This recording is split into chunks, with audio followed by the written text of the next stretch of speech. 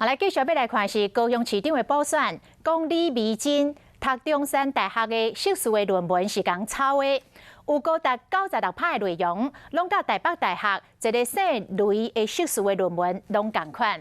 当期卖是呼吁李美珍都要出面讲好清楚，互市民一个交代。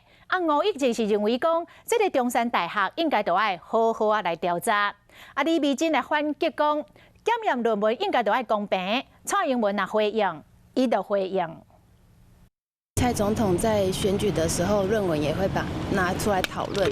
那我就在想说，那我的论文是不是也会拿出来讨论？国民党李美珍的硕士论文愈来愈侪讨论，进前向讲偷抄的时阵，伊摕学校出来背书，已经通过中山大学的审查，我相信这应该没什么问题。无感觉有啥物问题，但是即马有新的证据，李美珍的论文毋那是注明无清楚。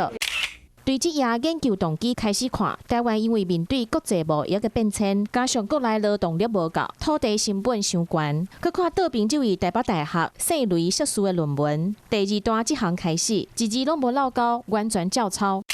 搁换一样，李美珍研究的目的有4项，和别人的论文安尼看过去，同款一模一样。这款的情形有媒体统计，除了摘要、目录、参考文献，规本有123页，有96%拢是抄姓雷的硕士2000年出版的论文，敢若项句比别人搁较快。